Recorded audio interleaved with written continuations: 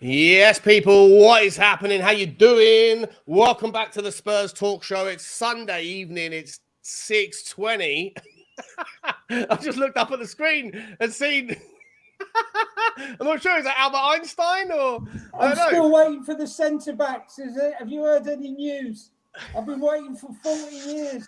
40 years waiting. And still nothing. There you go. No news. No news still to come. Johnny H is in the house, as is Ian. How are you, Ian? Good to see you, mate. Yeah, all good. All good. Looking forward to the show. Nice. How you doing, Johnny? I like that, mate. Oh, you caught me by surprise, if I'm honest. I wasn't looking at the screen when I was talking. Oh dear. Listen, I feel like I've aged. The last 2 years has aged me terribly. I got to tell you, between the Ange years as well, I thought was going to be a welcome relief back to exciting attacking football, but let's hope it is. But it's been painful 18 months. So hasn't it just? I'm looking forward to positivity. I don't know if you're going to find too much of it on this evening's show, but we'll try our best. We'll try and figure out a way to turn it in. But listen, I've just come off of Tottenham on tour. I think Danny's going to come and join us in a minute as well, but he's always notoriously late. He's on Greek time. So we're going to wait for him to come in. But listen, we've just come off. Things were getting a little bit I was getting a little bit riled up there towards the end. Wanted to say some bits and pieces, and then didn't really happen. We're gonna carry on the conversation around what is just generally what is going on, and we're gonna lean into you two for some for your keen takes. Welcome, by the way, both of you making your debuts on the show. Shout out to the chat. Make some love for Johnny and Ian. We are going to be asking you for some favors before we get going, guys. We need to ask you to hit the like button on the video like you always do. You know the rules, like taking your shoes off when you go into a nice home. Shoes off, smash the like. There's 360 of you already in the house. We've been going for 2 minutes. That's insane. I love it. I am going to be, depending on what time we finish the show, depending on how much time, I don't know how much time Johnny and Ian have got and Danny and stuff, but we are going to be on the Football Heritage Shavers channel at 8 o'clock. So if we happen to be ranting for an hour and a half, then I will redirect you all in the real time over to that show. But if not, I'll put the redirect in anyway. Make sure you guys all go and check out that later on. Hit the subscribe on the channel if you haven't already.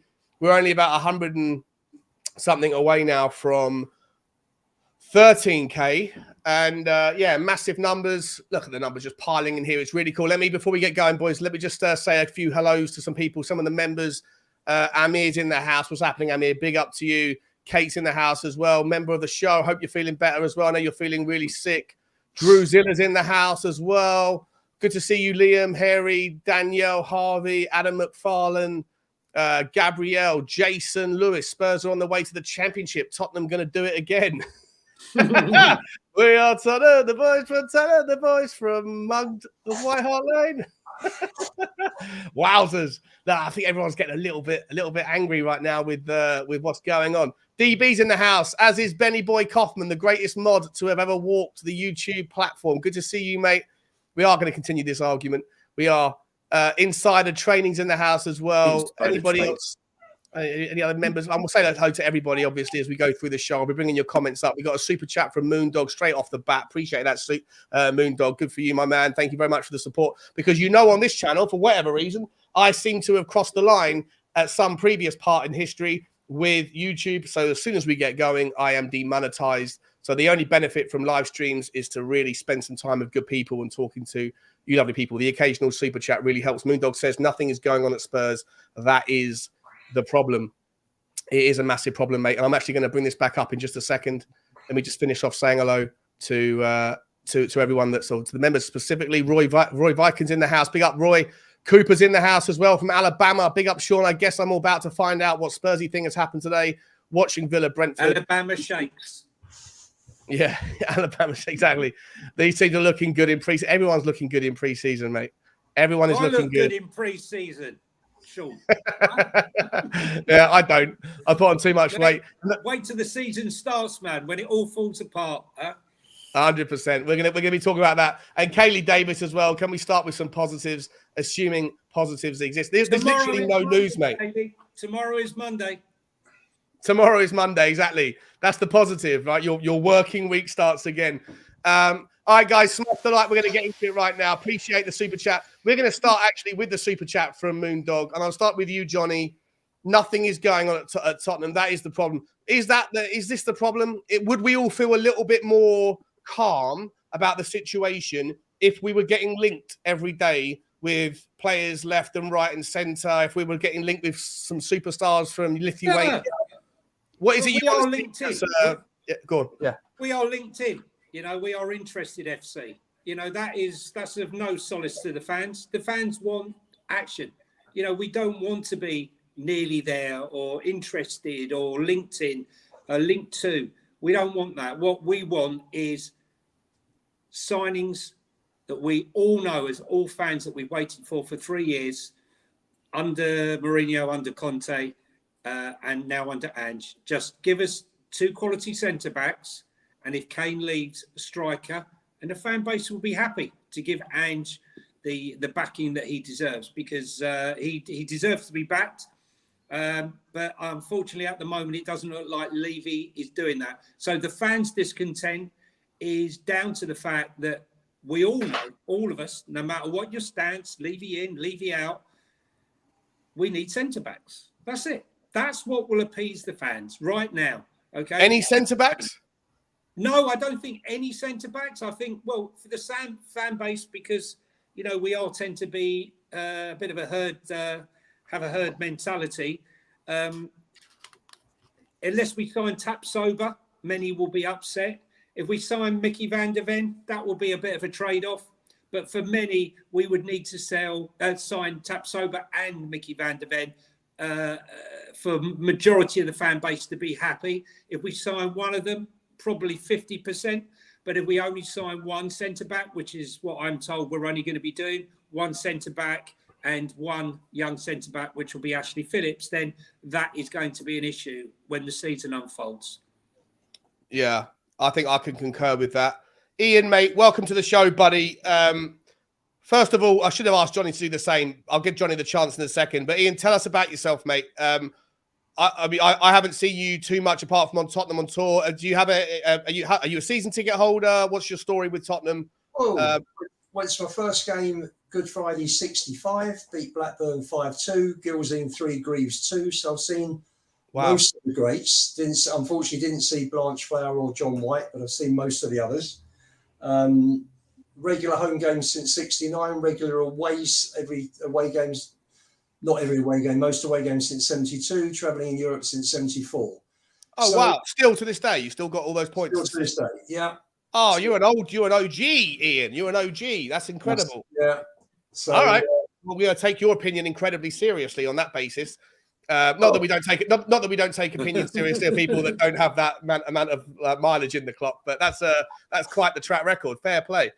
So just fair enough. We're talking about centre backs. Yeah. Just reading, just looking on Twitter, the newest one that came through from Spurs Lion, exclusive. Spurs are ready to go head to head with Man City for Gvardiol. Yeah, no, the Spurs Lion is a wind-up merch. It's a parody. He's a wind-up merch. He's a parody. Yeah. He's a parody. Every day that man has an exclusive, and fair play to him. Every day he gets about 100 retweets. I got to be honest with you. I was linked to Shakira, so I think. Yeah. Is that your girl? Is it? Opportunity. That's your go-to. That's your go-to. The ironic thing is, Sean, that these are the players we should be in the market for. Josko Gvardiol. People like him, you know. Yeah. Why not? You know, at the end of the day, people have become anaesthetised by Levynomics, and everybody's like, "Oh my God, you know, like Ray is 40 million. That's far too much." And everyone's forgetting. They've been so brainwashed by the way ENIC have run this club for 22 years that we used to go in for the big boys, and we used to get them. You know, we got Gascoigne in front of Ferguson. Yeah, we got Lineker. Yeah, Klinsmann. Yeah, but I think I hear that. I do hear it.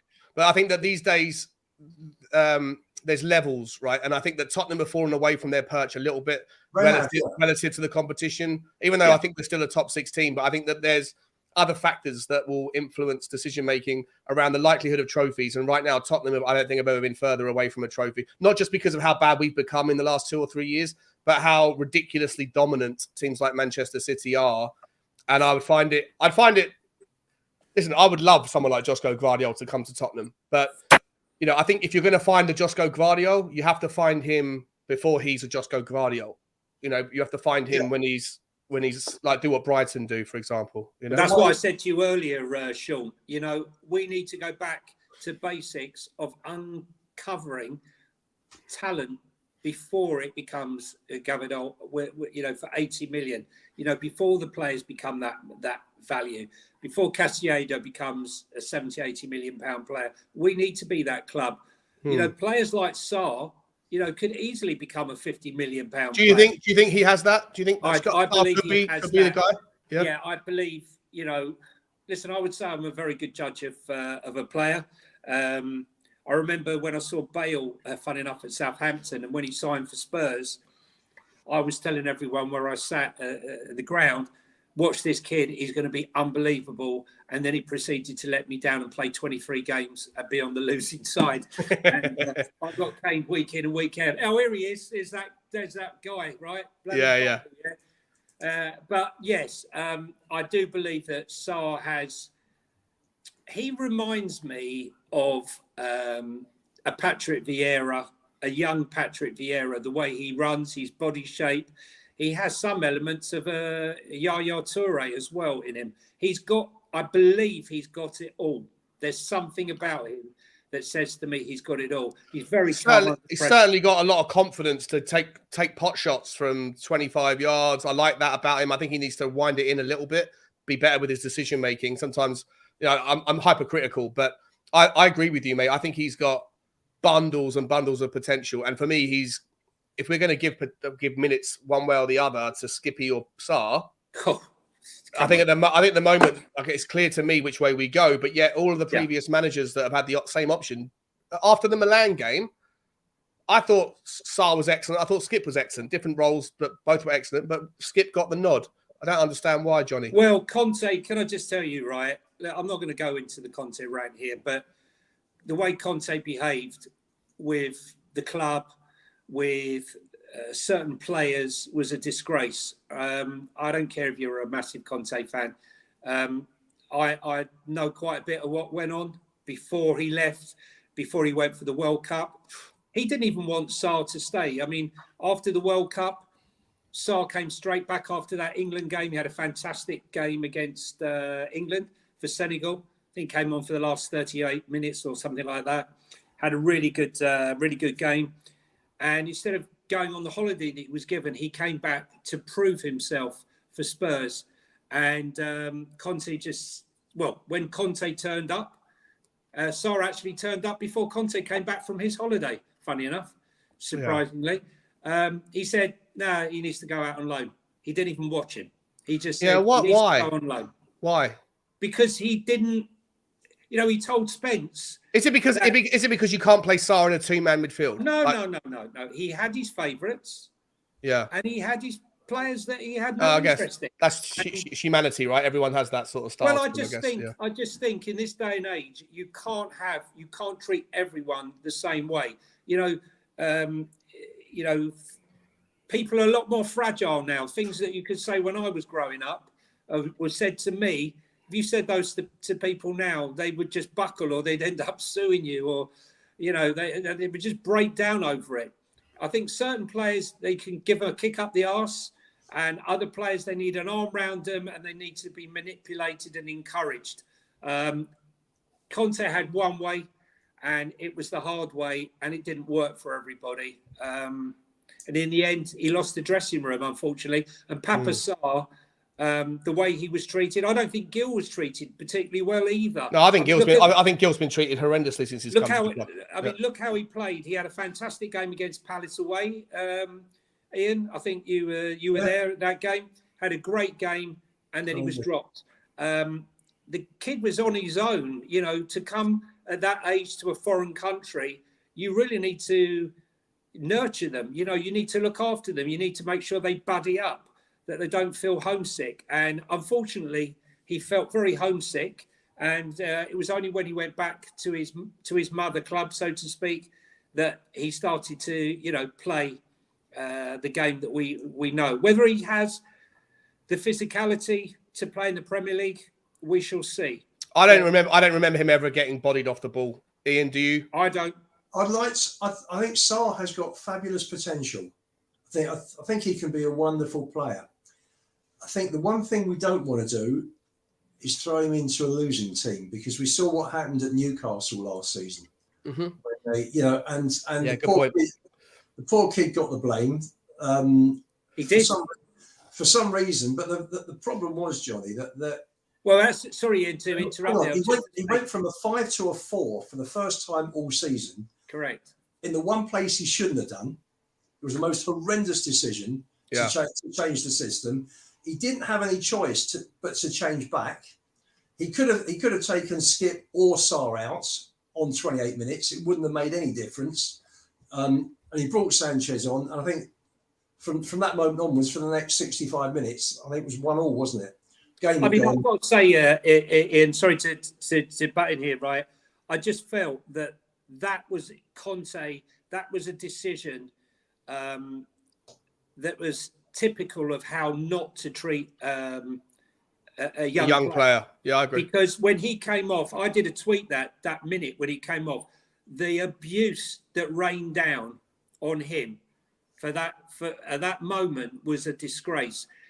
They should have been talking about Dyer. They should have been talking about Lloris and just how horrendous that defence was. But he became a scapegoat. Fans need a scapegoat, and on that day, he did. But I think he's a strong character. I think he's a really strong character. And, a bit like Emerson, who took the abuse that was levelled at him. In fact, he got so much abuse. What he did was he got his friend to read that abuse out when he was training, when he went home, to motivate him to fight back. But others crumbled. Sanchez crumbled that day.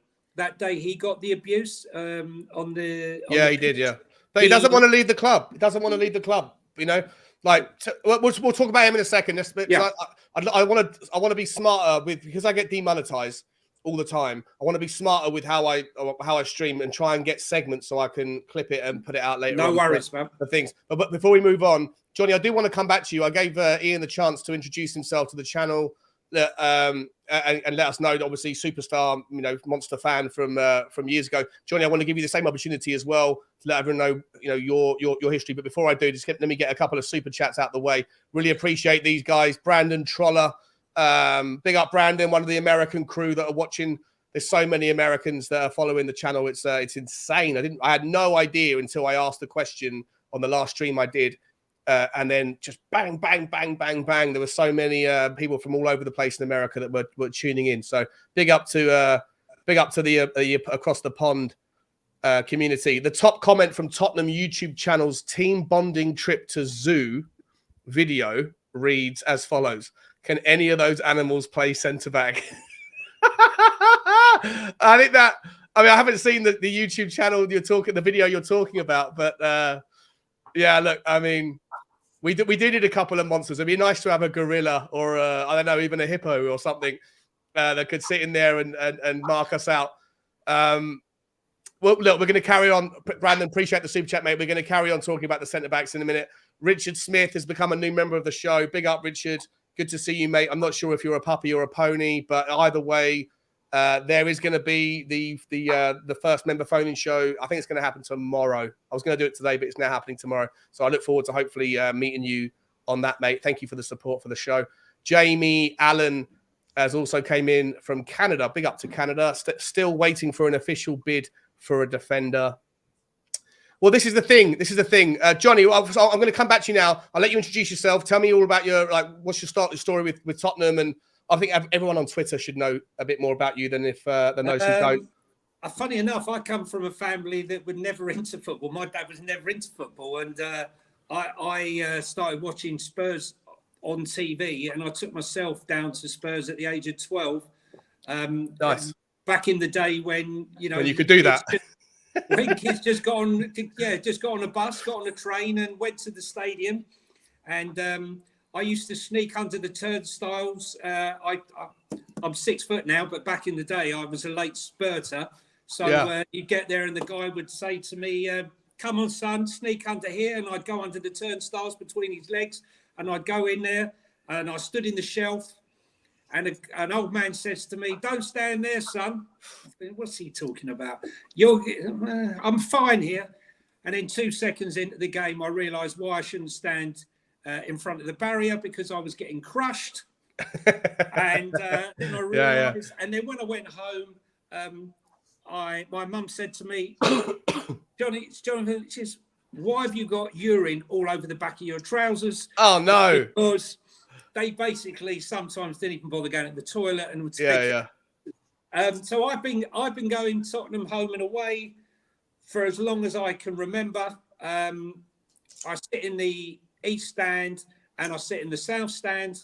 I love the club. It's the be all and end all. It's my hobby. It's my life. I'm on Twitter.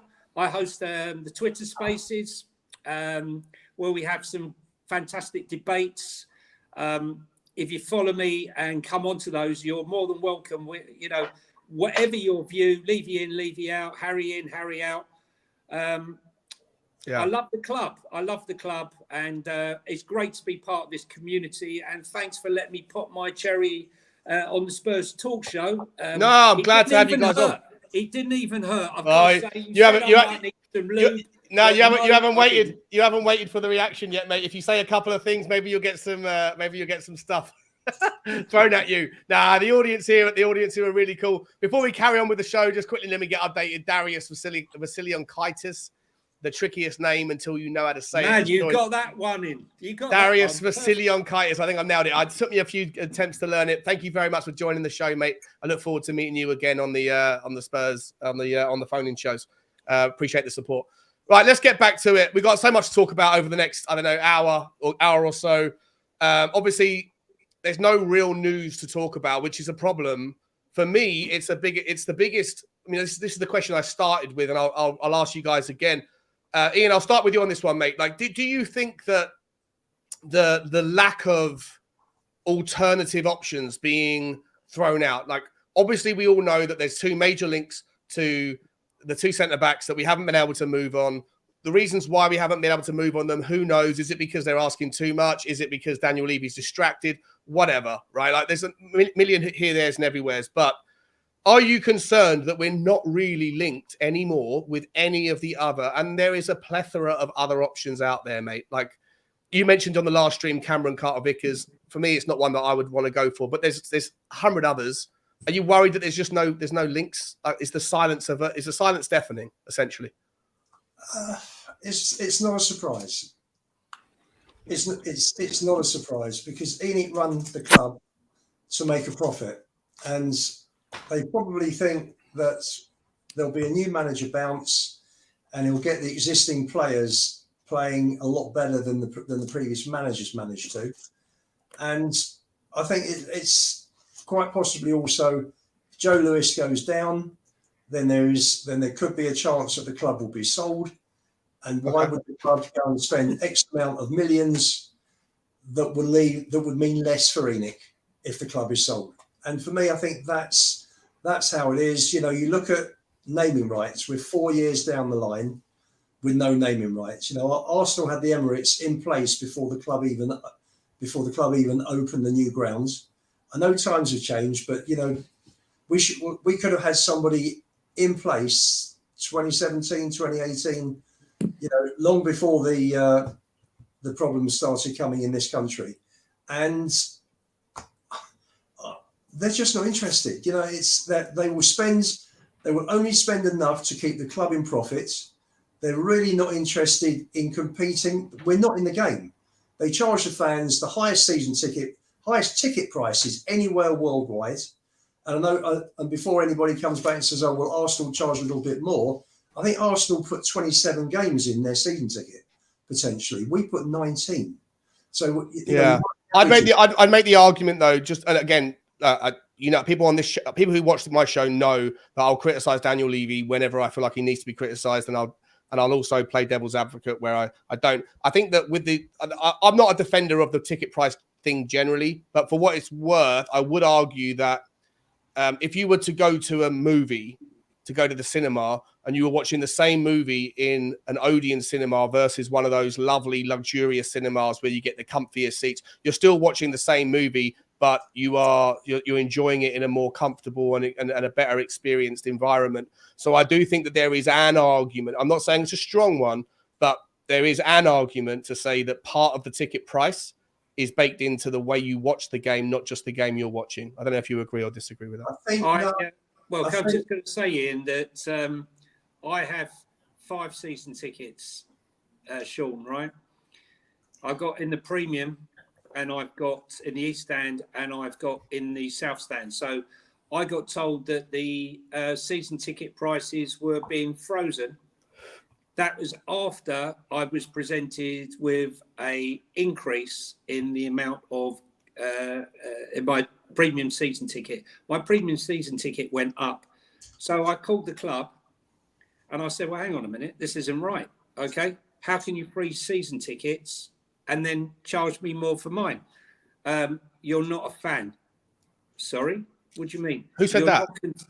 The club. You're not considered a fan. You're considered a corporate.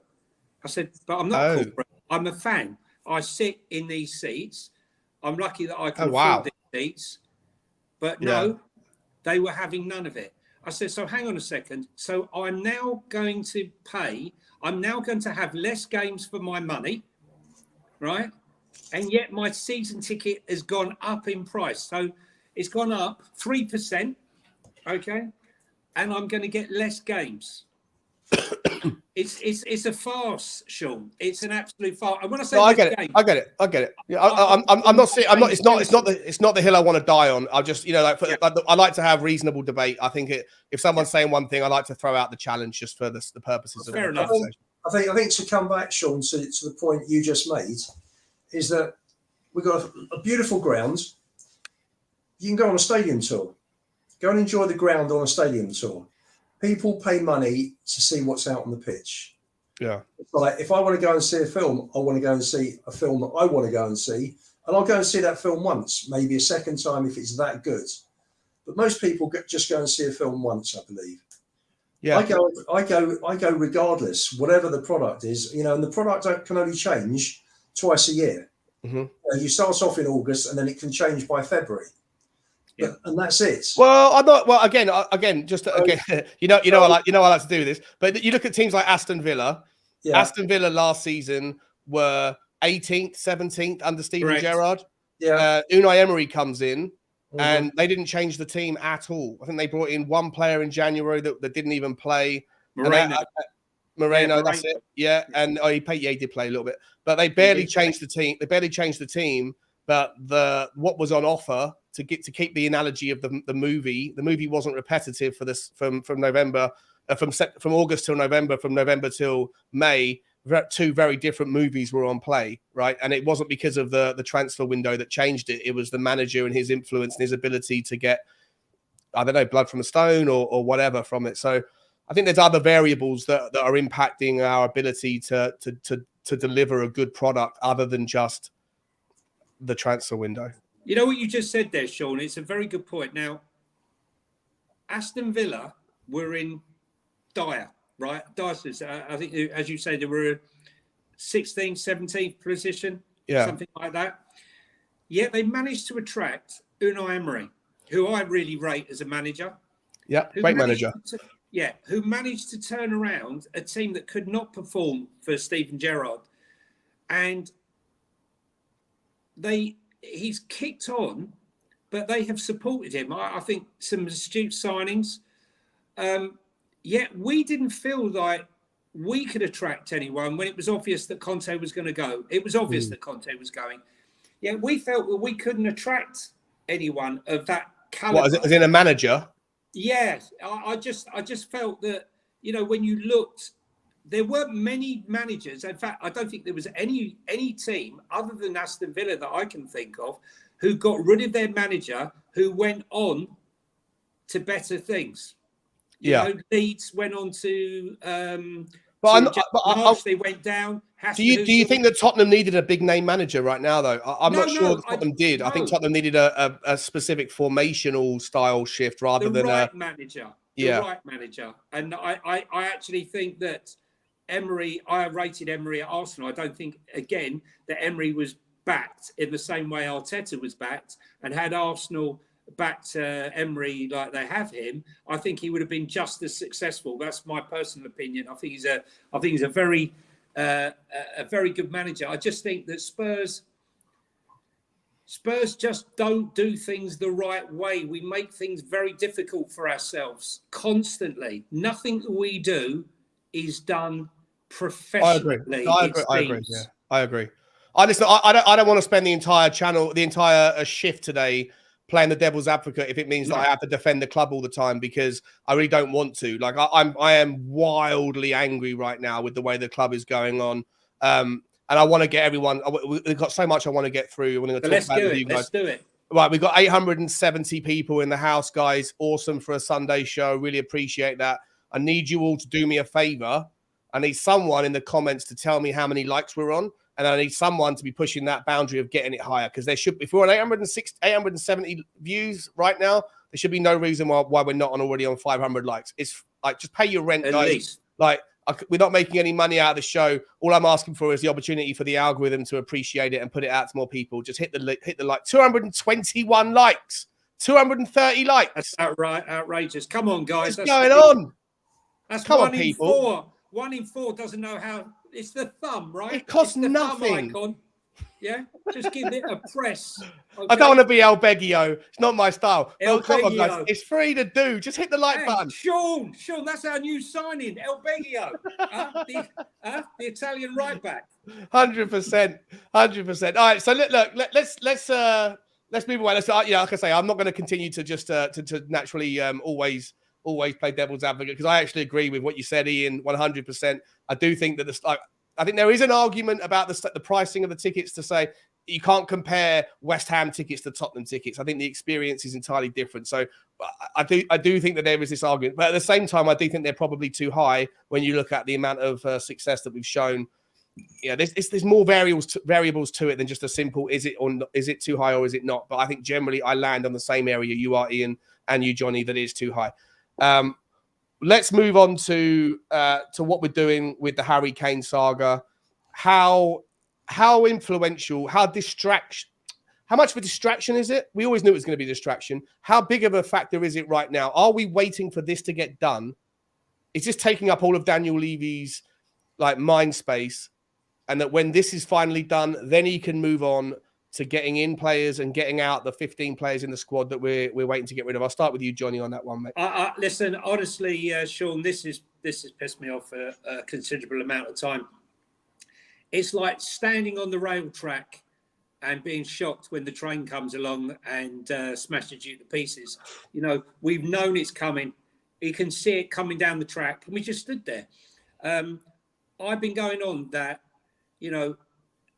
everything is going to be Harry Kane. You've got a new manager that's coming in, having to deal with everything he's had to deal with no centre-backs. His job and his task is hard enough as it is. But to have to answer every single press conference, I said this is what's going to happen. Every presser is going to be Harry Kane. And it's exactly what's transpired. I think Bayern's behaviour has been atrocious. Okay, they think that this is Germany, where this is everyday run-of-the-mill behaviour for them, where they intimidate the club and eventually they give in and the player goes to Bayern, whether it be from Dortmund or Wolfsburg or whoever. But this is a Premier League player who's under contract with still a year left to go. And these deals and these conversations should have been had with Daniel Levy behind the scenes, not through the press, not using the press to. So you blame Germany for that? Listen. I'm saying that Daniel knew this was coming, and he should have known. But I blame Bayern and the way they've conducted things for making it 10 times worse for us. And not only has it overshadowed everything? Look, we all love Harry Kane. Harry Kane has been, a generational talent that's changed so much in our club. But we are not Harry Kane FC. We are Tottenham Hotspur. We are Tottenham Hotspur Football Club. Okay? When he goes, our club will survive. 100%. When Daniel goes, our club will survive. Greats have come and gone from this football club many, many times before, and they will do again in the future. But right now, it's overshadowing everything, it's stopping everything, and either Harry or Daniel needs to come out and tell us. I will respect whatever he does. He's earned the right to leave. Okay, am I happy? No. Do I respect his decision to go? Yes. But we need to get on. And the other thing is, and I mentioned to this earlier, Sean, the money that's now coming in is out in the open, right? The fee is out in the open. And I believe... Well, hang on. What is the fee that you think is... No, what I mean is when that fee is... the fact that we have it will be... Yeah, okay. Okay. Yeah. Look, Bayern Munich, okay, are 8.33% owned by Adidas, okay? Harry Kane, we all know that Harry Kane's boot deal with Nike is coming to an end. Okay, we know it. Oh, really? Oh, there you go. Boots. Yeah, he's blacked out. I didn't know that. That's interesting. Right. It's 8.33% of Adidas own Bayern Munich. Yeah. Okay, so it's not difficult to see that Bayern can afford this money because Adidas will lend them the money and it will all be recouped. But the problem here is that once that money's paid and that everyone knows that we've got this 100 million, everyone we now inquire for goes up 10%. In price. It's gone up 10%. What should have happened is they should have dealt with us professionally, quietly, and then we could have gone round our business acquiring a Mickey van der Ven or a Tapsoba or a Tosin or whoever it may be, and done our replacements, paying fair money, but not being paid a bonus tax just because Bayern have stiffed us. So on that, Ian, which is what Spurs did with Bale. They bought the players in before Bale left. Correct. 100%. That's exactly my point. I think there may be a slight difference here, and this is where I will attack or critique Daniel Levy on the side that will probably be with you guys. With Gareth Bale, it was apparent, it was evident, there was willingness on both parties. I think that the way that story panned out, it probably lent itself into a scenario where... Ian and I are laughing because we know that's not actually quite the truth, but... No. Oh, okay. Well, okay. Well, correct me in a second then. But my point was not really about Gareth Bale. My point was going to be about Harry Kane. With this particular scenario, whilst I agree with you that we should have Bayern Munich should have done it in a different way, should have kept it under closed wraps.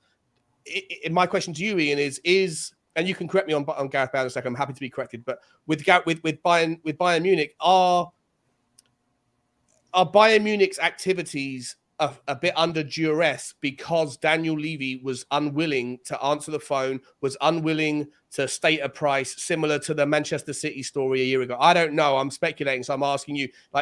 Was Bayern Munich left with no option but to put it out in the public, to unsettle the player, to unsettle the scenario because Daniel Levy was just unavailable, unattainable, inaccessible? No. I'm massive Levy out. I think he's been horrendous for our club for 22 years. But I do feel on this situation, he cannot come out and make a statement. It's a game of poker at the moment. Correct. At the end of the day, if Kane is going to go, then the problem is Kane holds all the cards because he's just under a year till the contract runs out. So he's got the power, not Levy. So Levy has got to be very careful if he says anything, because it could make him more vulnerable and compromise his position even more than he's in at the moment. So I think Bayern want the player. Bayern have got to come in with an offer that is not a piss take. I mean, City came in and wanted him for 75 million, then spent 100 on Grealish. It was pathetic. No one, people shouldn't be surprised he didn't go to City. Clubs you're talking about a player, okay, he's 30. When you look at people like Lewandowski, who are going strong at 35, and Kane's the ultimate professional, isn't he? He will keep going for several more years. He's at the top of his game. He scored 30 goals last season. He's now England's record goal scorer. He's Tottenham's record goal scorer. He's the best number 9 in the country. I personally think I'd rather have him than Haaland, because I think he gives more to the team than more Haaland complete. does. Yeah, More complete. He creates as well as scores. Haaland doesn't. I'm wondering how many Haaland will score. Listen, I could be completely wrong. He might score another 50 or more next season. But I think defenders will be a little bit wiser to how Haaland plays, and that they'll set up accordingly. All the defenders have known exactly what Kane is about. They can't stop him. Every year he scores 20, 30 goals. The guy is a goal machine. He is the best striker we've had. My favourite all-time player is Hoddle, and I think Kane is just about there with him, for me, personally. Okay. And Brian have got to put an offer in that befits the quality of the player that they... What is that number? When you consider Mason, a lot of people are... So I've been talking about like the kind of... Declan Rice? The spectrum of midfielders. I know that Harry Kane, and I'll come to why it's even more extreme in his scenario, but there's a plethora of midfielders out there, but yet the bigger teams are paying over the odds, right? Caicedo's going to go for 105. I know he's not in his last year of his contract. Mm-hmm. Declan Rice wasn't on the last year of his contract, and he's going to have the English tax, so he's 105. Then you have Sofiane Amrabat for Fiorentina, who's about to go to Manchester United for about £20 million. He is in the last year of his contract. And so Eden Hazard, 130 million. Eden Hazard, exactly. But that was back in the day when Spain had a lot of money. They haven't got that money anymore, right? No. So, yeah, I think that there's always, and you could have Mason Mount. Mason Mount's last year of his contract, is he really worth 70 million? I guess value's in the eye of the beholder. What I would say is that Mason Mount wasn't worth 70 because there's so many other midfielders out there that Man United could have turned to. Havertz. The number 9, Kai Havertz, another example, right? Overpaying for weirdly average players. But when you look at the number 9 role, every major team, or 9 out of 10 major teams, needs a number 9 either right now or within the next 12 to 18 months. And Harry Kane is the absolute top of the pot. It's the pinnacle. So what's the right price for him? Well, it can't be 75 million, can it? Or 68 million that they've offered. Right. So, listen, If I was Levy, right, honestly, the total disrespect Bayern have had for our club, it's like we are nothing. Get out of our way. It's like someone who's pushing through the crowd to get to the front. Hello? Yeah. That's what it is, right? True, yeah. Right? And that's what it feels like. And you know what? If I was the person that was selling at the top, right? Oh, you're the big cheese, are you? Right? I'll tell you what. It's no longer 100 mil. It's now 120. And I would start 120 and let them negotiate down. But do they know that Harry Kane, when that guy, Christian, this is the thing I was talking about the German media earlier, when I said it, about the kind of the propaganda machine. Do they know? Because obviously Christian Falk for CF Bayern and the Bild and all that, they had it right. They were talking about if Harry Kane keeps his promise, then Tottenham will be forced to sell. They were also talking about the barbecue at Harry Kane's house. They were talking about Kane's missus going to look at houses. All those things I was dismissive of on my chat. I was like, nah, these guys are just making it up, trying to do their thing. But on the big things, was there a meeting here? Is there a meeting scheduled there? The answer was yes. They were first to it. Romano confirmed it later. So if they were right about the big moments, are they also right about the incidental things? Like when they say that Harry Kane has made a promise, and that if Harry Kane keeps his promise, then Tottenham will be forced to sell. What is that promise? Sean, he's under contract. Yeah, he's under contract for the next year. Kane can't make a promise that he can leave. It's not his decision. No, but he can make a promise like, I'll force the issue, I'll down tools that they'll be forced to sell me in January, or I will guarantee that I will not sign a contract. If they don't sell me now, I guarantee you I won't sign a contract, and I will guarantee you I'll join you for free in June. We saw in Australia, Sean, the casual glance when Harry Kane came across Daniel Levy, It was a fleeting glance. It was a fleeting handshake. It was cold, right? The truth of the matter is, Charlie Kane is whoring him round Europe. Okay, Yeah, horrible. That's the truth, right? Okay, yeah. He's gone to PSG. He's probably dined there. They've probably flown him in a private jet, wined him, dined him, and whatever ended him, right? He's probably gone to clubs all around Europe. He's probably gone to Saudi Arabia, where they've tried to entice him with as much gold as he could eat, right? But the truth of the matter is, these conversations have to go through Charlie Kane because, as Ian said just before, Harry is under contract, right? Okay, it's disrespectful of him to be under contract and start going out and meeting her. I do not believe she's ready to go. She's pregnant. She's able to. I mean, I what I know about women when they're pregnant is that they can't get on planes. Yeah, true. And fly. Okay, so we're saying that they've been liberal with some areas of the truth, but they've been spot on about others. The media. I just think that that Charlie Kane has been going around doing his job because, let's be honest, Charlie Kane doesn't earn any money from this. He only earns the money when he signs this new contract, when he flies to Bayern and they do him a great deal. So let's see. That's a very cool comment. Yeah. Hey, the Brinks Matt job. Brian has been melting down gold. I just think that's how it's gone on. But I think Harry, he was asked the question in Singapore when someone just went to ask him, and he just went like that. He hasn't gone to one press conference. Disrespectful. They've left. Not even the Spurs play interviews where they can control the questions. Correct. He's done nothing. He's not been on Spurs play. He hasn't gone to a single press thing. He hasn't gone to a social event. He hasn't done anything. The AIA, our biggest sponsor in Singapore, I see them. I'm waiting to see who they take in them. And my sister lives out in Singapore. She said, we're going to see it'll be Son and Harry Kane probably going to that meeting. I said, yeah, it's bound to be. They're the two big stars. So you can imagine my shock when I see Son walk in and who's behind him, Ben Davies. It says every sign points to he's going. We're going to talk about Ben Davies in a second, Johnny. I agree. Can I just say that? Yeah, sure.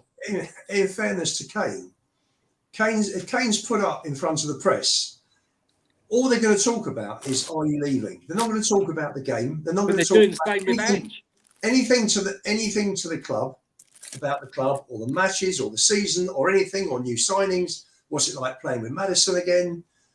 It's only going to be about whether he's staying or going. So, and these press conferences will turn into a farce. So there is absolutely no point. No, I get it. I get it with the press. Being put up. And the fact that Sonny came out and said, he could have gone to Saudi. He's not interested. He's happy at the club. And Kane says nothing. Speaks volumes. One player's happy and is staying, and the other player says nothing, and we all know what that means. So you don't have to be a genius to know that Kane wants out. Who can blame him? Respect. Remind me about, just 1 second, Johnny. Remind me about the Sonny comment just in a second, because I want to bring that up. I think it's interesting when we talk about the captaincy issue, which I want to get to in a second. Before we do, I just want to get through a couple more of the super chats and the people that have dialed in. Harry Hotspur. I'm not sure if I shouted you out already, Harry. I don't think I have, mate. Thank you for joining the club, the channel. Really appreciate the support, my man. I'm looking forward to meeting you. I'm going to do it tomorrow, guys. So keep an eye out. All the new members, all the old members, if you want to come on, introduce yourself, get your let your vent and rant take place, then that's what we're going to do. But thank you very much for the super chat, Phil P. When Shawnee gives up on the devil's advocate, the devil's advocate is done. I'm not giving up. I'll always be the devil's advocate. I will. But I feel like I at the moment it's difficult to be the devil's advocate because I don't like where to go with it. I don't like the devil too much as I used to. So, but appreciate the super chat, Phil. Loves music. Also came in with goals, records, and finals. Kane where has it got us? I guess you're making the argument that time to move on. No, he's making the argument that every final Kane has never turned up. Yeah, for so England or for Spurs. Right. Do you think if England had won the Euros, right? We got to the final. He scored his penalty. If not the World Cup when we messed up against France, but in the Euros when we got to the final against Italy and he scored his penalty, and then was it Saka and someone else missed? Yeah. If those guys hadn't missed and he had his trophy, would he still be demanding to leave Tottenham? I was thinking that the other day, Sean. I definitely think he'd have been staying. I think he would have stayed. I think he'd have stayed because he's got, captain of England's, a European Championship, That's good enough, right? I definitely think so. And I wouldn't be blaming Saka, though. I'd be blaming Gareth Southgate for a dereliction of duty.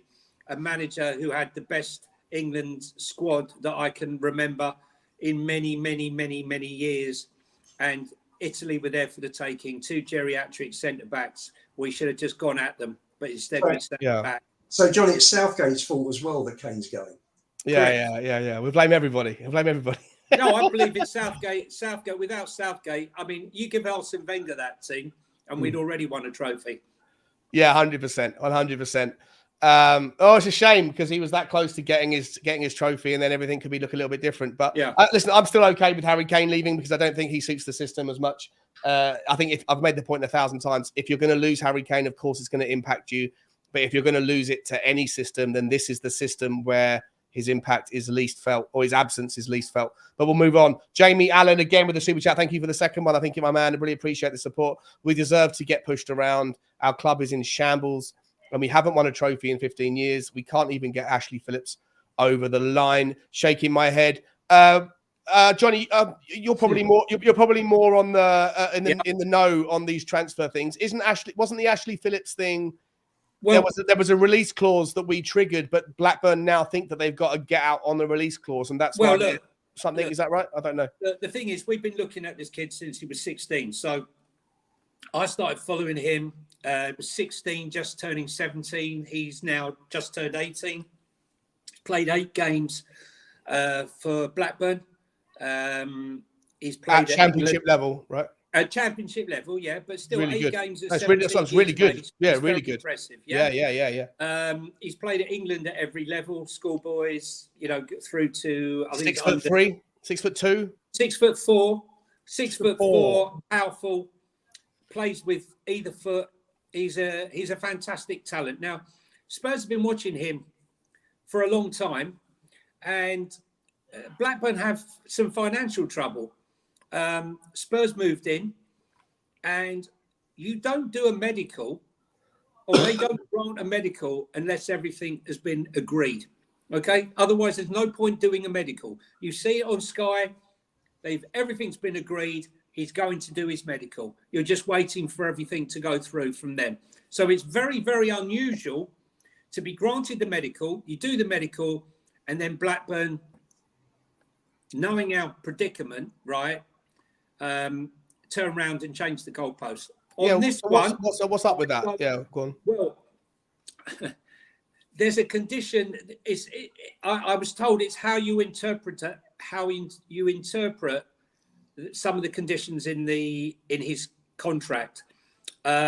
Spurs interpret it one way, Blackburn interpret it the other. But the fact of the matter is, Blackburn had agreed, and it is them that changed the goalpost, not Spurs. This isn't about Spurs. I mean, this isn't on Daniel Levy, but is it on Daniel? Is it on Daniel Levy to not go and get it? If this guy is as great as everyone thinks he could be, well, he's not ready for now, Sean. Right? No, I don't believe at just 18, a centre back is ready to play in the Premier League. That's my opinion. Yeah.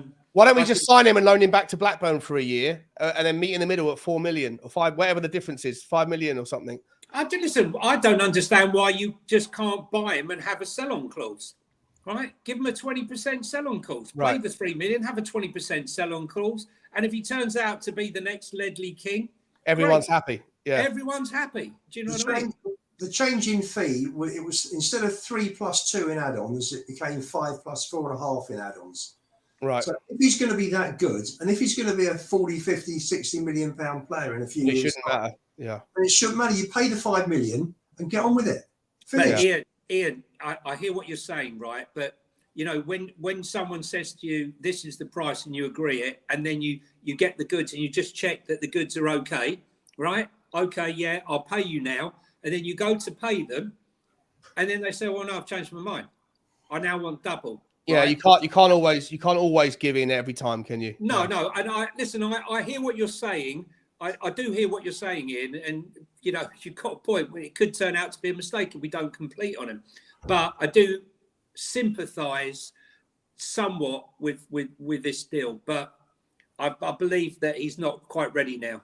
Anyway, guys, we got over 1,000 people in the house. Awesome work from you guys. The chat tonight. Lock yourselves in. Please smash the subscribe. I'm not sure where we're at with the subscribers, but I know we're approaching 13K. It would be awesome if anyone who hasn't subscribed. Again, it's free to do. Not asking for anything from you other than just to hit a button. Hit the like button as well. Where we're at with the likes, let me have a double check quickly. I told you to have me on, Sean. See what difference makes. Going well, mate. Going well. 463 likes from 1,000 viewers. We're still less than 50%. Guys, come on. What are you doing? Even if you're watching on telly, just find the thumb. It's the thumb. It's the thumb icon, yeah? Drum the thumb, people. Drum the bloody thumb. That's it. I've just sworn. Maybe that's going to be the trigger to get the demonetization going on. Keep going. By the way, guys, obviously I have put Ian and Johnny's Twitter handles in the description. If you like what they are talking about, you can find them. Sorry, I should have said this earlier as well. In the description below the video, Ian at Lubo_61 and at Johnny H3232. They are both on. You guys haven't got YouTube channels, have you? Neither of you? I don't have. I'm on Tottenham on tour with Brian and on Tottenham Hood and time added on. Yeah, I've got Tottenham on tour also because I thought Danny Kiriakou was coming on, but I think he's now told me he's having the late Danny Kiriakou. Yeah. Unbelievable that guy. He'd be late to his own funeral, bless him. But he's not. I don't know if he's coming or not. But listen, at the Tottenham Twitter Spaces, the Twitter Spaces, guys. I don't have the channel, but I have the Twitter Spaces where we come on and we have hundreds on talking about whatever's topical. And they're good discussions. Yeah, very good discussions. Yeah. I don't know how to find. I'm not really big on Twitter. I don't know how to find spaces. Sometimes they pop up in my timeline, but I don't know how to search out if they're happening or not. Well, what I do in future, Sean, when I do the space, I will now tag you straight. Tag me, yeah. So you can come on and join in. Love to. Guys, let's move on with the conversation to. I think we've covered the centre backs. We all know what we need. We all know what we want. Nothing's happening. It's a very frustrating affair. I do believe personally that the Harry Kane saga will be wrapped up, I hope, within the next 7 days. And then when that is done, hopefully, I mean, it was one of the consequences of not having Scott Munn as an official employee. Yeah, exactly. Right. Who's Scott Munn? Scott Munn. He's Munn-missable, right? That's what I said in the last show. But his absence is probably hurting us a little bit. I don't know if Paratici still, sort of twerking for certain gigs or jobs out there or abilities to get transfers done. He is. Let me ask you about other areas of the pitch. To me, it's imperative we need two centre backs. I believe if we do sell Højbjerg, we need to replace Højbjerg, but not with an 8, with a 6. We'll talk about them in a second, but before we get to that, I want to go into an area of the pitch where I think most people are assuming that there's no need for work to be done, and that is in the fullback areas, both the right and the left. To me personally, I believe that we have 3 or 4 right backs, none of whom are fit for purpose, in the specifics of the system, right? The specificities of the system. When you do this 3-2-5 model that we're doing, when you see Emerson Royale come and play sort of like as a more central inverted number 6, it's all very weird. I don't think he's taken to it. Pedro Porro obviously can't defend. We haven't seen anything from Jed Spence to think that he's the guy. And then on the left, you've got Udogie, who looks to me to be the real deal going forward. But what I've seen of him getting twisted and turned by Singaporean plumbers, I was like a little bit concerned about how much space he gave to that guy for the goal.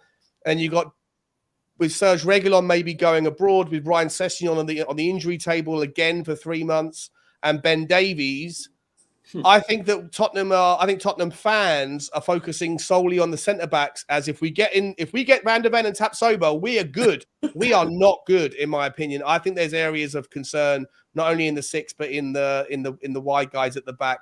Ian, I'll start with you, mate. Okay, are you comfortable over there? What's going on? Lots of problems in the team. You're not going to solve them in one window. So for me, you've got to get the centre backs. They let in 63 goals last year. If they'd have let in 43 or 53, we'd have been in Europe this year. And that, for me, has got to be the focus. I'd like to see Reguilon give another chance. For me, Davis is not good enough. He played okay, just okay, in a three, in a back three on the left, which is where he plays for Wales. And that is his best position. As a left back, forget it. Ange moves the ball quickly. We've seen Davis at left back play enough games for Spurs over the years. He's played several hundred games. He gets the ball, he turns back. He gives it back to the central defenders virtually every time. That's just gonna slow the whole thing down. And that's not the way that Postecoglou plays. So for me, Davis doesn't have a future at the club. While if Ange is there for any sort of time period, then Davis will go. Sessegnon, unfortunately, has got weak hamstrings. They keep going. They will blight his career as they have done up to now. He had a terrific year, more of a winger than a fullback at Fulham, which is where I think his position is. I don't think he's a left back at all. But he's got hamstring issues that are just not going to go away. And obviously, every time he actually stretches them out, something goes. And I'm sure he's been playing within himself because of this problem. So yes, we need a left back, right back. Nobody's seen Spence, so can't give you an answer there. Mm-hmm. Although, as you could see, you mentioned the game against West Ham when they came in. Was it West Ham and also the Sailors? I think they came in from behind him. You just got to look at Joe Linton at St James's Park last year. You've got to look at Jota at Anfield a week later. Ball's coming over Porro's head. Porro getting pulled into the middle, not being aware of what's around him. He's not a defender. The guy's a winger. For me, I wouldn't have spent the 27 million on Kulusevski. I would have, now that Porro's there and he was bought and he had to be bought, I would have left Porro there and left Kulusevski to go back to Juventus. Yep. So yes, that's what I've been. I'm seeing up on the screen. Porro is so bad. Porro's good going forward. Porro's not. I've said, Sean, right before we even signed Porro in January, I had a lot of flack because I was saying that if you watch White Scout, you would not be buying Pedro Porro, right? He's not a wing back. He cannot defend. He couldn't defend for Sporting Lisbon, right? He couldn't defend for Spain. He got roasted by Kieran Tierney, right? In the first half for Spain against Scotland, had to be taken off, right? He cannot play that position. He's a very exciting right winger, right? Well, as an inside forward, you want to see him playing the Kulusevski role, though? Yes, 100%. I've said from the start, ask anyone who comes to my spaces, and I've declared that Emerson Royal should be playing as an inverted right back and Porro should be playing further forward. Kulu cannot play in that position on that far right-hand side because he's not a 1v1 player, right? I think Emerson has come on leaps and bounds and it's still improving. I think he gets a very bad press. But I would agree with you, if Emerson gets injured, we got nobody. I would play Emerson, right? No two ways. Yeah, isn't that terrifying, mate? If Emerson gets an ankle knock on his first, does his cruise shirt, this is Emerson, the guy that everyone wanted out of the club. Yeah, but they don't listen. But the thing is, Sean, right? I don't listen to the narrative, right? I concentrate on football, right?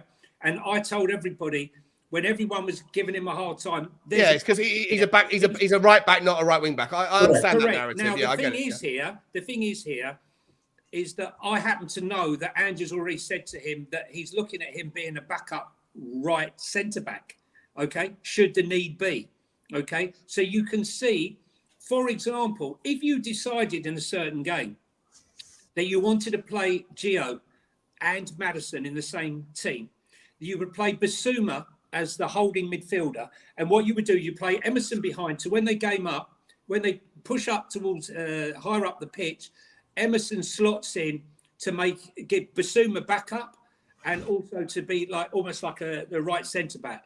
But on the left hand side, I told going back Jed Spence, forget it, right? There are issues. I'm not going to go into Jed Spence issues. On the left hand side, I'm with Ian on this one. Sergio Reguilon, right, came from Real Madrid. He's a left back, okay? As a left back, he's a decent player. I think he's a good player. Physically, he needs to bulk up a bit because in some of the one-on-ones, he's not great. So I'll go through them. Edoji is unbelievable going forward. That cutting in, that power and pace is going to cause absolute havoc on that left-hand side. And he scores goals. Now, it's going to sound controversial. I don't think Sonny can play on that left-hand side. He's no good on a one-on-one, hugging that touchline.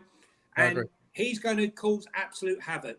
Secondly, Ivan Perisic, right? Up until the age of 31, he's one of the world's best wingers, okay? It was only Conte who decided Inter Milan, I'll play him as a wing back because you can in Italy. So when he came to us, because Inter Milan have got one, or did have at the time, one of the world's best left-sided centre backs, one of the world's best central centre backs behind it, right? Correct. So yeah, exactly. So coming to Spurs and Spurs fans expecting him to do this, but still as a left winger, he's unbelievable. Yeah, right? he'd be great. 11 assists. You only watched him at the Nations League. 120 minutes, he was outstanding, right? Both goals he made against West Ham. So I wouldn't be getting rid of him. But I don't believe Edoji can be a left back. I think ultimately he's going to be an attacking left winger. Sessignon has got cheese strings for hamstrings. So that leaves Sergio Reguilon. So, and I don't believe Ben Davies can play at left back. We saw him get turned. We were talking before with Ian. By Dr. Bepu at Brentford.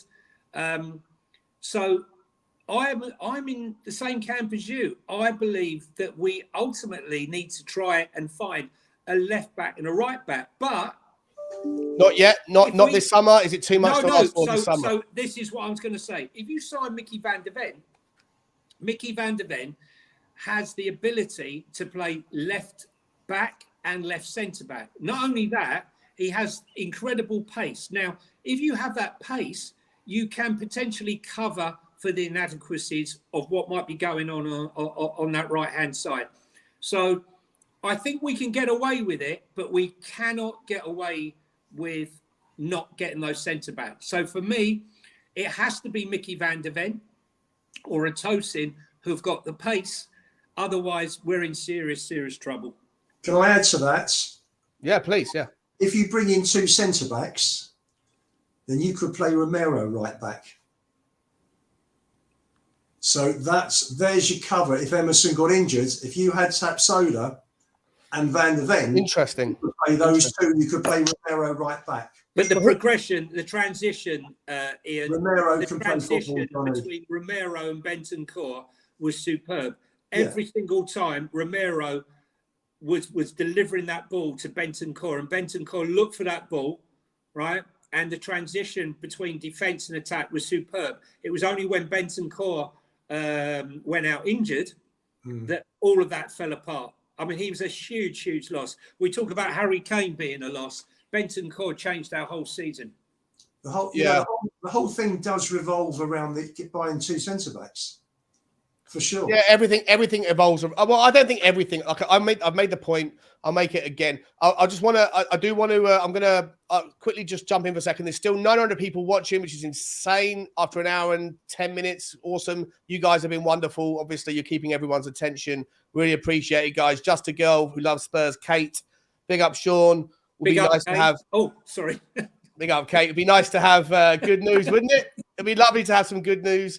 I got a feeling that the real good news of, I know it sounds crazy to say it, but I genuinely think that right now, the good news that we need is to hear on Monday that there's been a bid accepted for Harry Kane. Monday.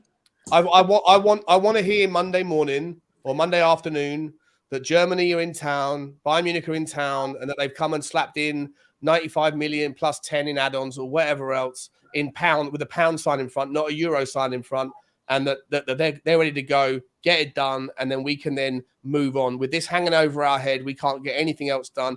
I understand, Ian, you don't feel the same. I know you want to see Harry Kane stay at the club. I know you think that even if we get the money in, we won't necessarily spend it, but I'd rather have the money to misspend it or not spend it than not have the money and guarantee that we're not spending it.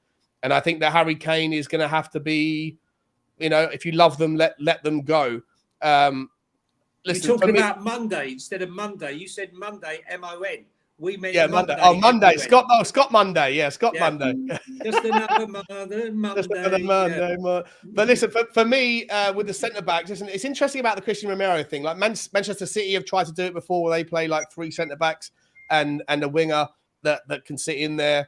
I think that Tottenham system, under the Postecoglou system, could look a little bit like Bayern Munich system under Nagelsmann, where they had it was more of like a 3-1-5-1, where they had Alphonso Davies playing on the left, who had that role, that requirement to get up there and join the front five, or the front four that became the front five with him. But then by having Benjamin Pavard alongside De Ligt and Upamecano, those 3 came in, and then you had someone like Josh Kimmich, who sat in front of that 6, and then just tightened it up. That triangle, with the help of Pavard, made them able to go forward, retain possession, and in the occasions when they lost possession, the transition wasn't quite as terrifying because you had those players back there to do it. Tottenham at the moment, for me, if you're going to have Udogie doing that role, it's fine. Even if you want to have Emerson Royale doing the role where you tuck in, I'm okay with it.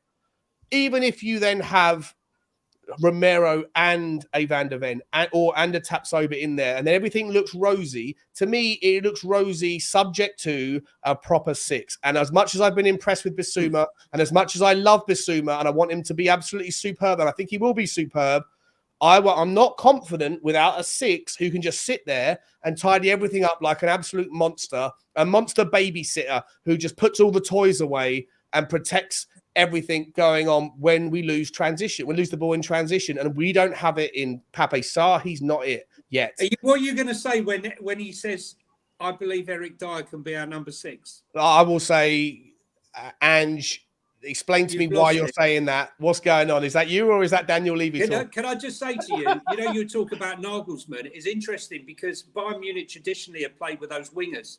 And then when Nagelsmann came in, the first thing he did was get rid of that width. He got rid of that width. Well, he didn't get rid of the he did the right in. No, we had more crosses. Bayern Munich had more crosses than any other team in Europe up until Nagelsmann came in. No, but I'm not talking about the crossing. I'm not talking about playing the. I'm talking about just the system of it became a 3-1-5-1, and that fifth guy. You had Sane, Mane, etc. That 5th guy was Alphonso Davies, the Canadian. And I just think that Udogie can play that role to a T. He is absolutely a perfect fit for it. And Pavard played the defensive role, tucked in, played the 3rd centre-back. And I think Emerson Royale can do it. But the whole thing only works if you have a brilliant 6. And we haven't got a 6 that you're going to feel confident about when the ball gets transitioned and put into places. So you don't think that Højbjerg can be the man to break up? Absolutely not. No way. No chance. You don't think he can tackle? He can't. I don't think he's quick enough, Johnny. I don't think he doesn't get around the pitch quick enough. Look, you know who I want. I want Lavia, right? But we ain't going to get Lavia, right? And we're not going to get Paulinho. Yeah. We could go and get Zubamendi from Sociedad. He'd be a great fit. We could go and get Ibrahim Sangare from PSV. He'd be a wonderful fit. You could even make the argument. I don't really want to say it out loud because he's short and I don't want to lower the height. But I think someone like Calvin Phillips could do the job brilliantly. No. Come on, Sean. You had me until you mentioned Calvin. Why? You're not a fan of Calvin Phillips? No, look, come on. Listen, he's not extraordinary, right? He's not extraordinary. Sorry, guys, someone's at my door. Just can I leave you two in charge for a second? Yeah. Yeah. Okay, 1 second. It's not extraordinary. Listen, I mean, I don't know about you, Ian, right? But for me, I think Udogie. Look, we're used to be. We've been a team that's been spent so long without the ball. I believe that to go into the season, actually have the ball and to have the threat, I think teams are going to be absolutely petrified of an Udogie on the left, a Porro on the right, a Maddison or a Porro, Lo Celso there with Kane or Richarlison. You see, the thing is, I know Richarlison gets a lot of stick, and rightly so, from last season's form. But you could see in the 2 games he's played so far, in the second half, he presses up against the defence. He plays on the shoulder, and what he does, he takes those defenders with him, and he leaves pockets of space for the midfielders to exploit, i.e., it's been mainly Gio and Sarr and Devine in one of the games. But if you saw the first games in the first half, Kane, unfortunately, he's not playing on the shoulder. He keeps dropping deep, and he's getting in Maddison's way. Now, I believe that if Kane reverted to how he played 3 years ago, before when Eriksen was in the team, where he played on the shoulder, he never used to drop deep. He's dropped deep out of necessity because we haven't had a creative midfielder. Correct. If he actually played on the shoulder, exactly like Richarlison's done in these 2 games, I actually believe him and Maddison, if he was to stay, could have their best ever season. Well, goal scoring. I think that would happen because Kane would get used to going back to playing the way he used to. Yeah. And he would play on the shoulder, and then you'd have Maddison playing him in. Kane's movement is superb. I mean, okay, it was just Leeds last game of last season. Yeah.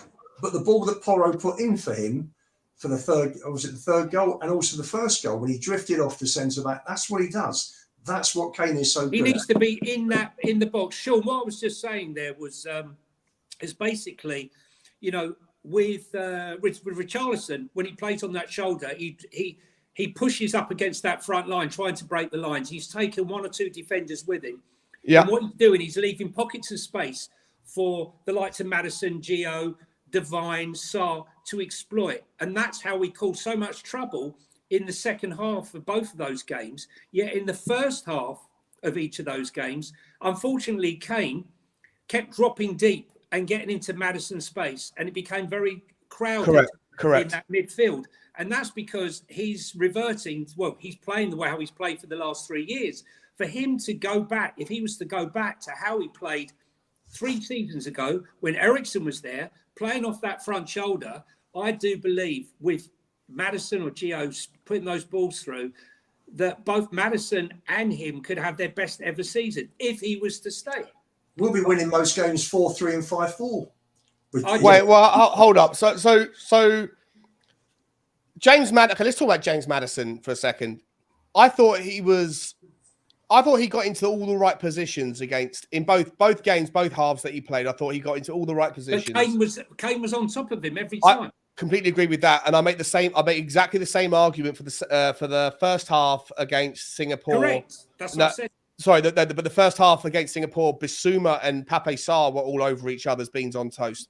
It was like that they couldn't get out of each other's way in the first 20 minutes of the game, and that's why I think Singapore had a bit of it was just a slow start. Getting off the topic, but I do think understanding your position, understanding the role of your position in the Ange system is pivotal. And in the 9, Harry Kane or whoever else is going to do it needs to know to go to the byline, and you draw players with you, which then creates space. If the defenders decide to step back and stay at the back post, then the player on the wide right or wide left should know to go across play it across, because you've got a free shot there. Or if the defenders get drawn out by the 9, then you play it back to Maddison. What I was worried about, and I know it's only 45 minutes of football, but I'm just gonna put it out there. Maddison's shooting boots. He had 7 shots. He had 1 good shot on target, and 6 of them went about 5 yards past the post. Listen, I hear what you're saying. But I think, listen, it's early days. What's more concerning is the fact that if you watch Kygo at Celtic, he stands in an offside position, but he knows he's going to be working those lines. Defenders don't know what to do with him, right? And I think that if we if Kane is to stay, if Kane stays and he keeps pushing that line and he does what he's supposed to do, how many times in the season did we see Kane dropping deep, pushing that ball in, and there's no one in the box? I think I saw 3 or 4 incidences of it in the game against, I think it was West Ham in the first half, where Kane was dropping deep and there's no one there. He needs to play. We have enough coming into that box from the flanks with the talent that we've got in the middle of the park now, that he needs to stop playing that way. I do believe, though, that Sarr and Basuma can definitely play together without much of a problem. But Kane was getting in everyone's way, Sean. No, I get it. I don't know whether it's because he hasn't been listening to the roles because he's got his mind elsewhere, whether he's just natural instinct is to get into the best positions. I was told that Ange was screaming. Okay. So because you didn't see Richarlison. Why would we be playing? Why did Harry Kane get? Do we make the presumption that the first half teams is the best team, is the best 11? Like he's trying to figure out that first 11. What I don't get, is this is the typical Spurs fan base. The first half against West Ham, okay, Kane was shocking, right? He did nothing, right? He got in the way. Then what happened was in the second half, the goals came from Richarlison pressing against that line, right, and leaving the space behind. He was taking 2 defenders with him, right, 2 West Ham defenders with him, leaving that space, and we managed to score 2 goals. He also hit the post. Yet, the narrative was Richarlison was shit, but Harry Kane needs some matches, okay? In the second game, Kane was, again, missing. Yeah. Richarlison scores a hat-trick. It's only against the Sailors. Which narrative do you want? I mean, you can't have it both ways. You can't be saying he's no good when it's obvious that he suits this system. I know he's not a 30-year goal season. Who are you talking about? Is it Maddison you're talking about? I'm talking about Richarlison, right? Oh, Richarlison. Sorry, Richarlison. Yeah, but so what I'm saying is that he definitely fits this system. But I think he'll be far better. Yeah. Yeah, I think with Maddison slipping that ball through to Richarlison, that's Richarlison's game. Playing through the middle, right, having the ball slip to him. Not playing on the flank, not playing on the left, not playing on the right. That's his position. If Richarlison doesn't score, Ian, 15 goals this season, when the system is going to suit him down to a T and he's going to have 5, 6 chances a week a game. I'll answer you, Sean. 2 things. Firstly, Richarlison, for me, if you look at his contribution last season, there wasn't much of one. Hardly scored any goals. His best game was against Marseille when he scored the 2 at home. But I've just got 2 things to say about Richarlison. Number 1, if you hadn't seen him in your life before you saw those 2 goals for Brazil in the World Cup, you'd be looking at that thinking, Jesus, I wish he was playing for my team. And secondly, for a player to get into his stride, he needs several games on the speed. Correct. Yeah. He's got to get his match fitness up. He's got to get used to playing. Remember, he's joined a new club. And he's a confidence player, Ian, as well. And he's confident. Conte treated him like dog shit. Completely. So, under Conte, he never got a chance. He was always second choice. Always. Whether it was to Son, whether it was to Kane, he was always second choice. Or Kulu. Yeah. So, for me, if Kane does go, this is the season to judge Richarlison. Will he 100%. Score? And if he scores 15 goals, maybe 20. Maybe he'll get 20. If he does, I'm in the mud. I am in the mud. Right, no. I know, because you've been killing him, Sean. I've been going after him, but I don't think he's that great a player. You, Danny, Steve C. But I never wanted him. I'm not like I'm not a bandwagon merchant. I didn't see him struggle and then say waste of money. As soon as we were linked with him, I got all the receipts on WhatsApp groups. As soon as he came in, I was like, "What have we done? What have we done?" Last season, look at the goals that were scored last season for Spurs. Kane got 32. Yeah. Son got 14, 46. Højbjerg got 5, 51. I think Richie got 4, 55. No, So you got what? You got in the Premier League, you got 1 in 2. Oh yeah, 3 in the cups. Yeah. Yeah. So if you look at those players with 55, how are you going to make up Kane's goals? Maddison, I think Maddison will get 10. It's easy. I think he could easily get 10. Yeah. I think he'll get 10 plus 10, Ian. 10 Yeah. goals. Yeah. I agree. Actually, so Maddison on Celso, that's 20 of Kane's 30. Richarlison's going to get 10, 15. Yeah. Sonny's going to improve on his 14. I think you'll see more goals possibly from Basuma or Sarr than Højbjerg. So you're making the argument then. You're making, if that's the case, because we don't struggle to score goals. If we're going to lose 30 goals, the problem is the defence. We let in 63 goals in it was the worst league defensive record since 92-93.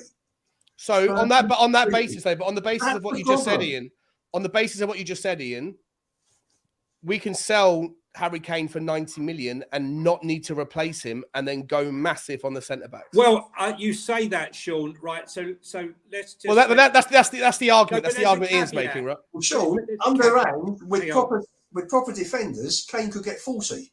Right. Listen, with the caveat, Sean. Right. Okay. Look, we must be the only. Not only were we the only Premier League team without a creative midfielder for 3 years. We were the only one without 2 creative midfielders as having a backup. Now, the same with striker. We must have a backup. There has to be a backup. You can't just put Richarlison out there. If Richarlison gets injured, I don't believe Sonny is good enough to lead the line, hold the ball up.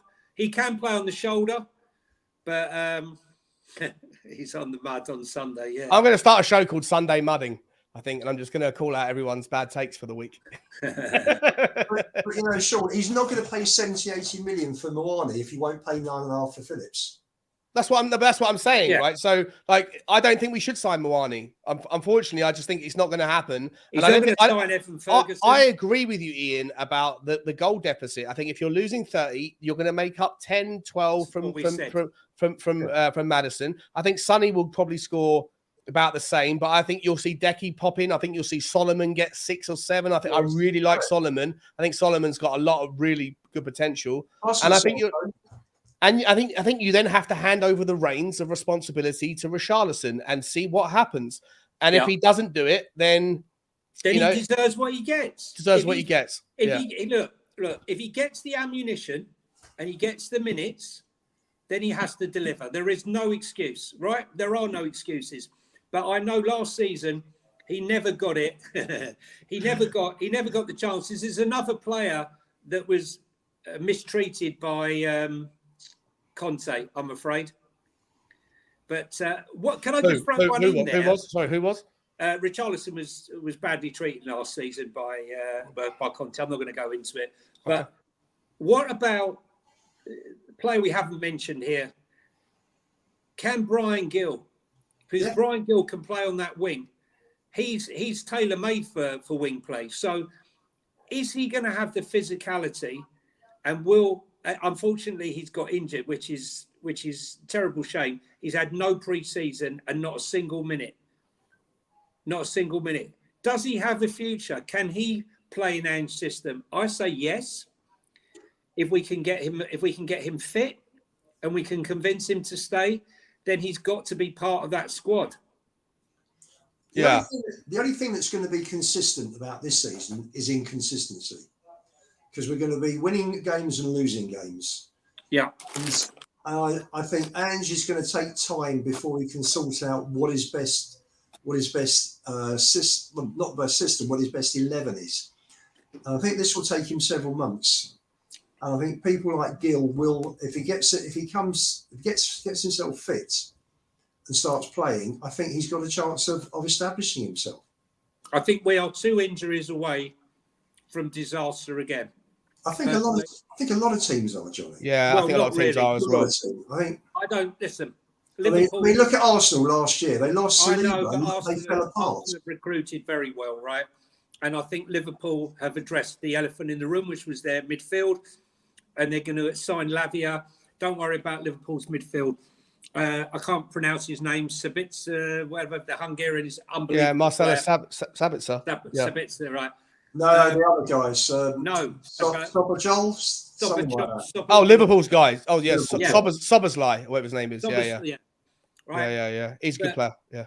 If Romero gets injured and Richarlison gets injured and we've sold Kane, we're screwed. I'm sorry. Right? Yeah. Or but you can make the same argument, like, you know, if Tottenham were to go and sign Van der Ven and Tapsoba, everyone thinks we're golden. But then if Van der Ven and Tapsoba get injured, we're screwed again. Listen, you know, you can't have 19 defenders on the off chance that 18 get injured. Sean, I fully understand that. But as we stand at the moment, right, we're going to have one striker, okay, and one defender as it stands at the moment, right? We said this last year that we are two injuries away from injury. Little did I know that Daniel had employed vets instead of physios. Medical team. He did a load of vets. I only had to watch that disastrous performance by a medical team when Bentancur went down screaming and Kane told them, I think his leg's gone, and they made him stand up. They made him walk off, and then walk. What was that about? What was that about? Right. Now that's probably that could have ruined his career. I'm telling you, that was a disaster. They should have called the stretcher. Leg brace. Kane was shown. He heard it. Kane told them he heard the leg go. He told the medical team. So we can't afford. You know, if we get two defenders in, then yes, we can afford an injury. If we get a backup, if Kane goes and we get a backup, then we can afford an injury. Yeah. So right now we can't. Right, guys, we got 10 minutes left. There's 800 people in the house. Bear with me, guys. Hang on for 10 minutes. We're going to go through the last question of the day, last couple of questions that I've got for Ian and Johnny. Then we're going to wrap up. And if you hang on, then we're going to immediately redirect you over to Sava's show, The Football Heritage, which is starting his Sunday review. I'll be on there as well. So if you're bored of me, maybe you can leave. You're everywhere, Sean. I know, everywhere he goes. But yeah, stay on for 10 more minutes, guys, and then we're going to redirect you straight over to the to Sava's show, which is starting in 10 minutes.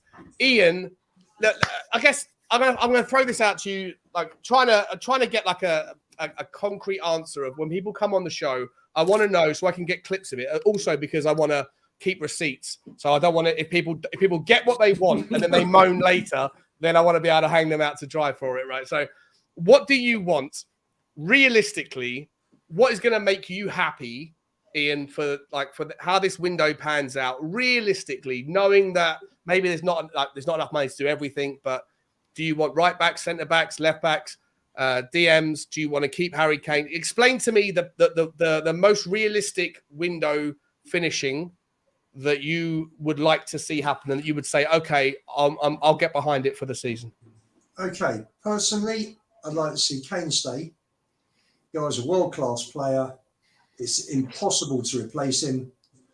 It's only if he leaves, it's going to be to the detriment of the football club, regardless of what system Ange plays. And, you know, someone who is that good will adapt to any system that any coach gives him to play in. So I would keep Kane. They need two centre-backs, which gives them flexibility at centre-back. And it gives them flexibility with left back. If you had Van der Ven there, you could have Romero at right back. So that would give you cover on both. Okay. The midfield, I think at the end of the day, you can only do so much in any window. You can't, you can't just change 6, 7, 8 players. So midfield, I'm happy with Lo Celso, Maddison, Bentancur, Basuma, and Sarr for me are 5 cracking players. Okay, so Ndombele, you're happy to leave, are you? Ndombele, what a waste of a talent. He's probably the biggest waste of a talent that Spurs have had at that club. I mean, he potentially is top 10 world-class player. You know, you look at...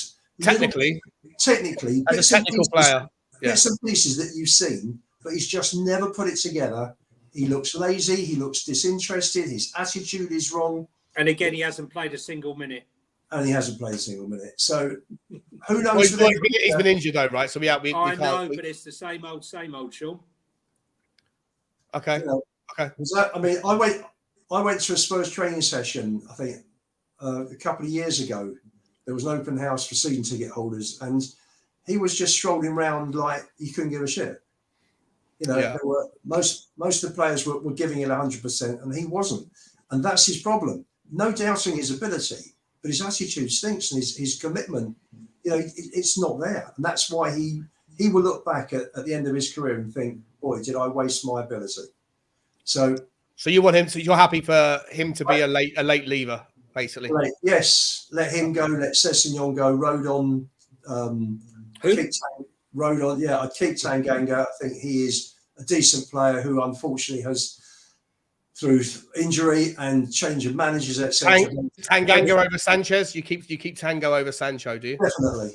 Yeah. Okay. He's much more comfortable on the ball. Sanchez on the ball is Bambi on ice. I'm sorry. I agree. So that for me. And then so you basically want two centre backs, and you're happy then, essentially. Two major centre backs, and you keep Harry Kane, and then you're good with everyone. And then you just move players out. You've got to move on 7 or 8 players. Johnny was right when he said earlier, it's taking up a lot of wages.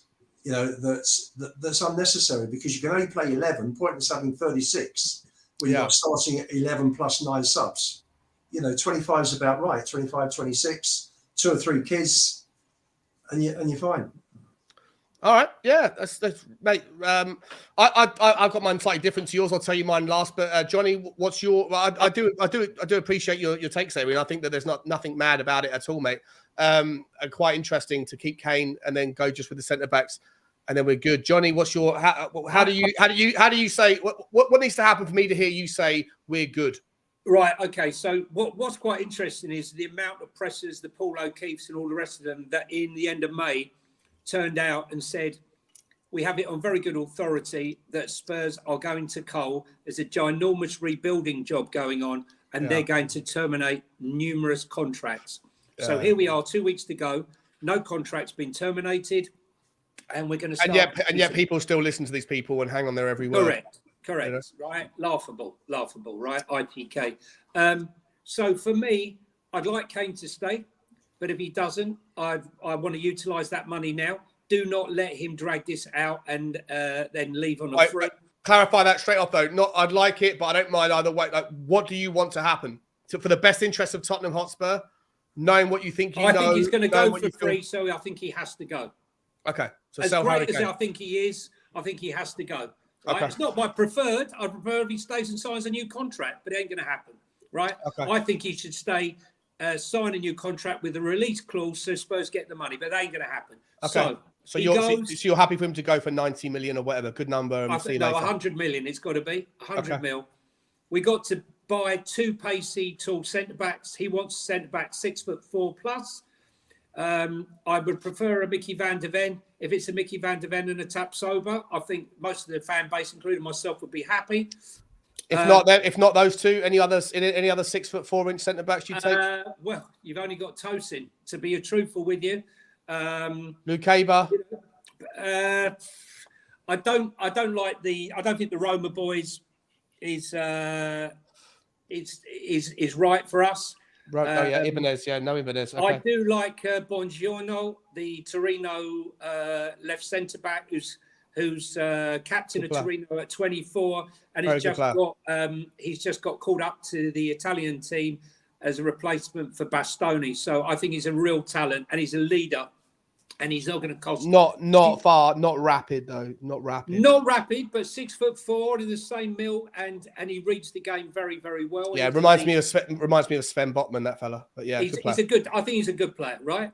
I'm with you actually. I think potentially we would need a cover right back, because I don't think we got one. I think we're all right at left back. I think we can get by, although I'm not a fan of Davis.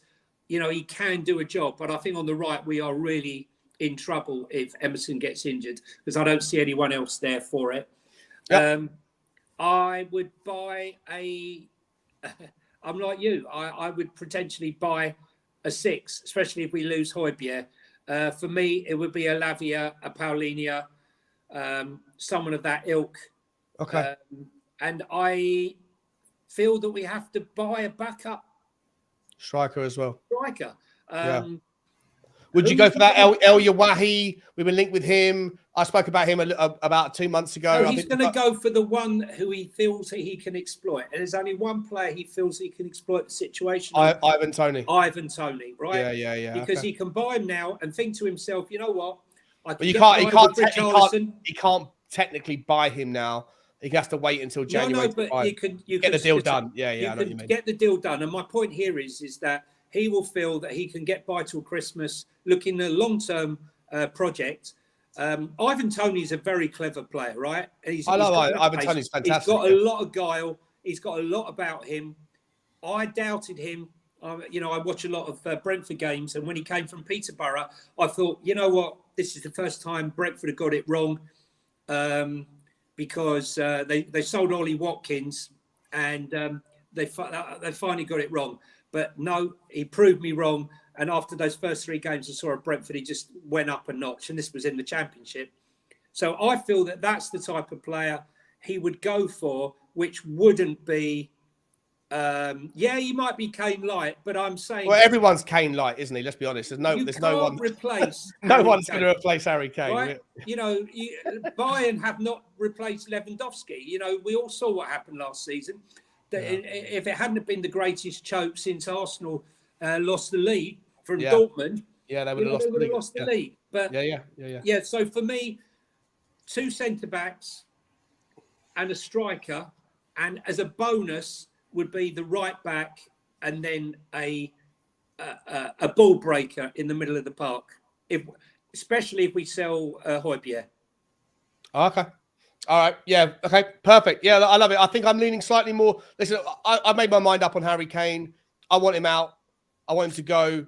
I love him to pieces. There's no hatred or animosity or any of that kind of stuff. I just think it's time for him to move on. Unless he wants to sign a contract, if he hasn't made any intentions, he wants to sign a contract before the window closes. Him doing that, him not signing a contract, to me is a little bit like make your case known. Don't let it linger on, because then you're just taking advantage of the situation for yourself. And I get it. You got to do what's right for you, but what's right for Tottenham, for me, in this situation, is you go and find a 95, 90, something with a 9 handle and a pound sign in front of it, 90 whatever, with whatever on top. Let him go. If you love them, let them go. Maybe bring him back in a couple of years' time if he wants to get his Premier League record. But for the good of Tottenham, I think you put that money, you sell Højbjerg for 25 if you can get it, or 30 if you can get it. I'm talking pounds, 30 million pounds. That's about 120. Then there should be at least 40, 50 in the bank anyway. There shouldn't be a problem. 50, 60 in the bank anyway. And then you go and get your Ashley Phillips deal done. You go and get your Tapsoba and your Van der Ven done. Whatever money they're asking, as long as it's not beyond the pale, then you go and get them done. And then for me, you go and get a 6. For me, it's Ibrahim Sangare, or it's the guy from Sociedad. If Sociedad want to bring Serge Reguilon in because they just lost, they lost one of their, I forget who their player was, that's just gone down injured. That puts us up Schitt's Creek. I know it does. I know it does. I get it. But listen, I think that there's options. There's so many left backs out there that we could replace. You could go and get Kyle Walker-Peters from Southampton, who can play both sides, right and left. I think that is a perfect. Like he's going down into the Championship. Does he really want to go down into the Championship? I don't think so. Bring Kyle Walker-Peters home. You can play him on the right when necessary. You can play him on the left.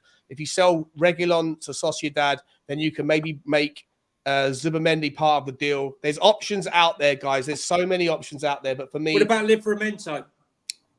I think he's going to go. Well, I heard he's going to go to Newcastle. Where are they going to get that money from? I wonder where. Saudi Arabia. Yeah. Well, listen, I'm not as big a fan of Livramento as other people are. I think he's a good player, but not a great player. But there's options, mate. There are options. There's so many options. For me personally, those 2 centre-backs need to come in. And for that to happen to the level that we need, I think you need to sell Harry Kane. Otherwise, they would have been done already. Listen, guys, we're 8:02. I want to say a massive thank you to everyone in the chat who's come in. You've been absolutely awesome tonight. I want to say thank you to Moondog, to Brandon, to Richard Smith, new member, to Jamie, to Darius, new member, to Harry, new member, to Phil, to Loves Music, to Jamie, and to Kate. And I also want to say a massive thank you to the 2 debutantes on the stream. You guys have been You guys have been excellent, Ian and Johnny. Tell us where people can find you, and then we're going to move everybody over. Go on, Ian. Whichever. Around. So here, follow me here, Johnny H3232 on my Twitter. Give us a follow now.